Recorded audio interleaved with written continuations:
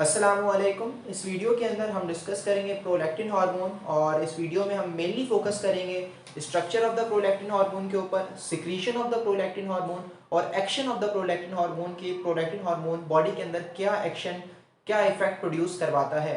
सबसे पहले हम डिस्कस करते हैं structure of the prolactin hormone. Prolactin hormone basically एक सिंपल मोनोमेरिक प्रोटीन है जो कि 199 अमाइनो एसिड पे कंस्टिट्यूट हुई होती है, यानी 199 अमाइनो एसिड्स मिलकर एक प्रोलैक्टिन हार्मोन बनाते हैं। और प्रोलैक्टिन हार्मोन का मॉलिक्यूलर वेट होता है अबाउट 23,000 डाल्टन्स। ठीक है, ये मॉलिक्यूलर वेट होता है प्रोलैक्टिन हार्मोन का। उसके बाद प्रोलैक्टिन हार्मोन का जब हम स्ट्रक्चर देखते हैं तो उसके अंदर 3 डाइसल्फाइड ब्रिजेस होते हैं।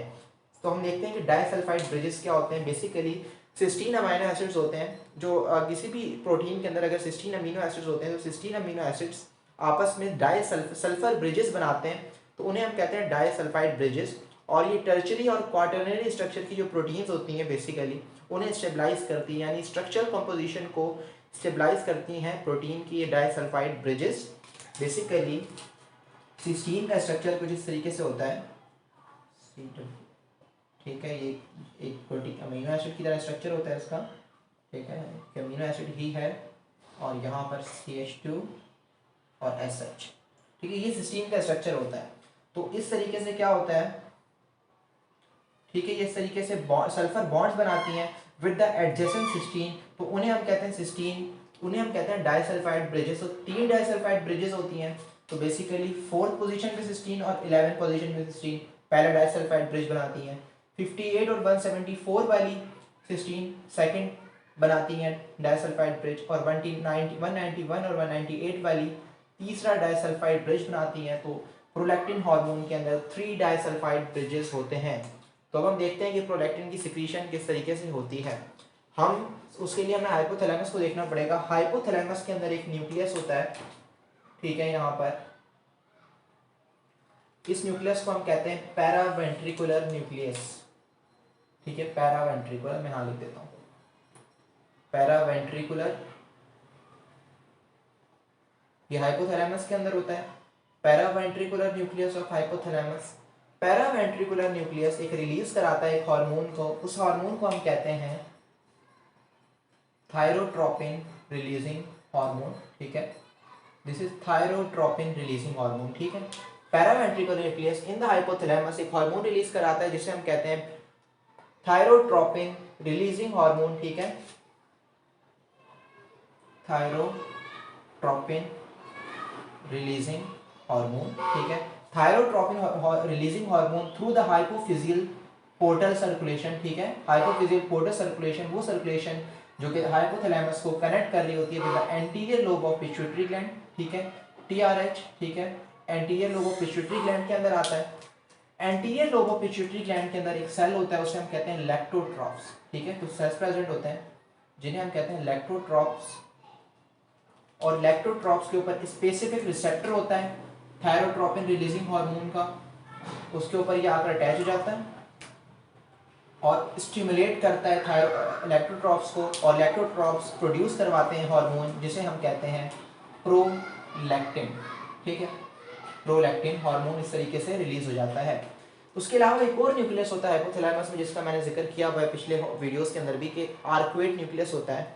तो जब हम आर्कुएट न्यूक्लियस को देखते हैं, ठीक है, ये arcuate nucleus in the hypothalamus, ये भी साइमल्टेनियसली एक हार्मोन को रिलीज करा रहा होता है। उस हार्मोन को हम कहते हैं प्रोलैक्टिन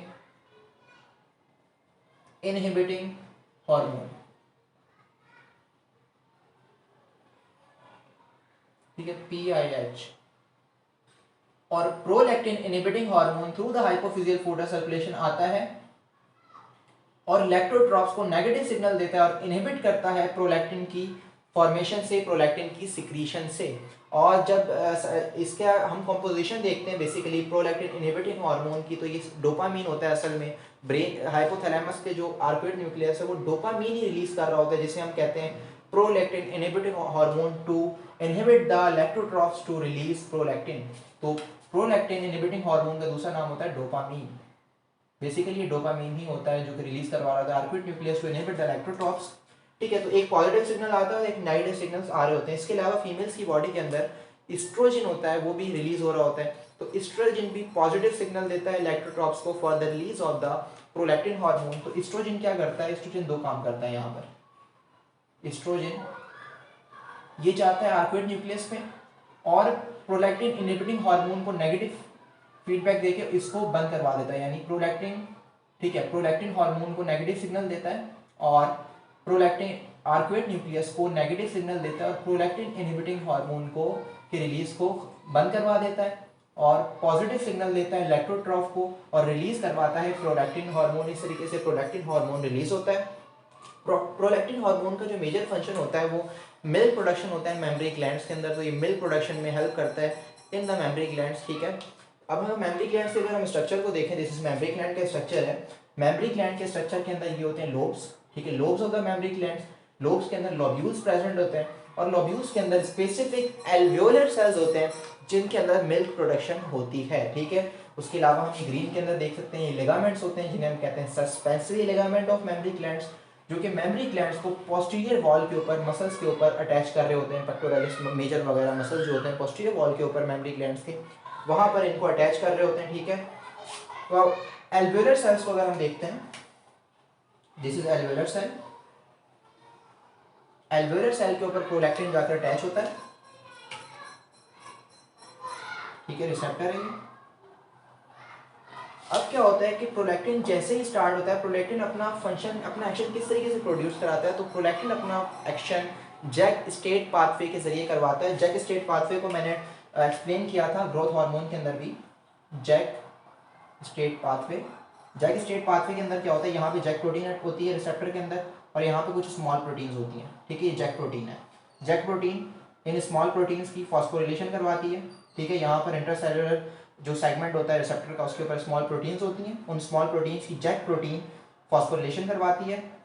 फॉस्फोरिलेशन हो जाती है तो यहाँ पर आकर स्ट्रेट प्रोटीन आकर इन स्मॉल प्रोटीन के साथ अटैच हो जाती हैं, फॉस्फोरिलेटेड प्रोटीन के साथ। अब जैक प्रोटीन इन स्टेट प्रोटीन की भी फॉस्फोरिलेशन करवाती हैं। जब स्टेट प्रोटीन की भी फॉस्फोरिलेशन हो जाती है तो स्टेट प्रोटीन अलग हो जाती हैं इन स्मॉल प्रोटीन से और डायमर बनाती हैं अपना इस तरीके से, ठीक है। दो स्टेट प्रोटीन मिलकर डायमर बनाती हैं और ये जाती हैं न्यूक्लियस में और डिफरेंट प्रोटीन्स की प्रोडक्शन करवाती हैं, ट्रांसक्रिप्शन कराती हैं प्रोटीन की। mRNA प्रोड्यूस होता है, mRNA ट्रांसलेशन होती है और वो प्रोटीन्स की प्रोडक्शन स्टार्ट हो जाती है इन द सेल्स। तो एल्वेलर सेल्स के अंदर डिफरेंट प्रोटीन की प्रोडक्शन स्टार्ट हो जाती है, लाइक सिस्टीन, ठीक है, सिस्टीन और डिफरेंट प्रोटीन्स, ठीक है, मिल्क प्रोटीन्स होती हैं, उनकी प्रोडक्शन स्टार्ट हो जाती है। तो जब ये सिस्टीन और डिफरेंट प्रोटीन बनना शुरू हो जाती हैं, ठीक है, in the alveolar cells of the mammary glands, तो ये जो जितनी भी प्रोटीन्स बन रही होती हैं ये फॉस्फोरिलेट करना शुरू कर देती हैं डिफरेंट चैनल्स को एल्वेलर सेल्स के। फॉर सपोज ये आयन चैनल है, ठीक है, फॉर सपोज यहाँ पर ये प्रोटीन चैनल है, फॉर सपोज ये लिपिड चैनल है। तो इस तरीके से जितनी प्रोटीन अंदर बन रही है ना, वो प्रोटीन इन चैनल्स को फॉस्फोरिलेट करती हैं और इनको ओपन कर देती हैं। तो क्या होता है कि सराउंडिंग से आयंस मूव करना शुरू कर देते हैं, डिफरेंट आयन फॉस्फोरस, ठीक है, डिफरेंट आयंस मूव करते हैं inside the alveolar cells. Proteins, different proteins like IgG, IgA, different proteins होती हैं जो कि मूव करना शुरू कर देती हैं इनसाइड द एल्वेलर सेल्स, ठीक है। लिपिड्स, कोलेस्ट्रॉल वगैरह मूव करता है इनसाइड द एल्वेलर सेल और ये सारी चीज़ें कंस्टिट्यूट करके मिल्क की प्रोडक्शन करवाती हैं, ठीक है। एल्वेलर सेल में मिल्क की प्रोडक्शन होती है, उस मिल्क की प्रोडक्शन के बाद, ठीक है, ये सारी चीज़ें मिल जाती हैं और मिल्क की प्रोडक्शन हो जाती है, ठीक है। डिफरेंट आयंस, प्रोटीन्स बनती हैं, ठीक है। ये एल्वेलर सेल से यहाँ से ये हमारे पास डक्ट्स होती हैं, इन डक्ट्स को हम कहते हैं लैक्टिफेरस डक्ट्स। लैक्टिफेरस डक्ट्स आगे जाकर बिफोर द निपल यहाँ पर आकर डायलेट हो जाती हैं, ठीक है। एक डायलेशन आपको नजर आ रही है, इस डायलेशन को हम कहते हैं लैक्टिफेरस साइनस।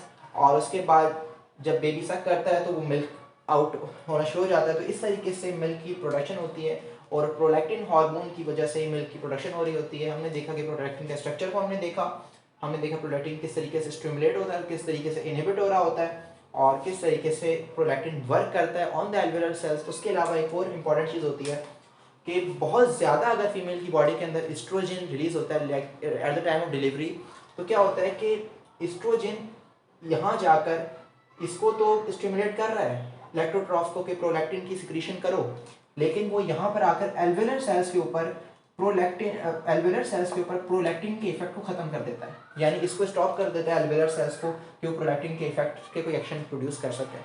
तो इस तरीके से क्या होता है कि आफ्टर द डिलीवरी 2 से 3 दिन के अंदर मिल्क की प्रोडक्शन नहीं होती। जैसे एस्ट्रोजन थोड़ा सा कम होता है तो यहाँ से एस्ट्रोजन का इफेक्ट खत्म हो जाता है और दोबारा से मिल्क की प्रोडक्शन स्टार्ट हो जाती है। तो दिस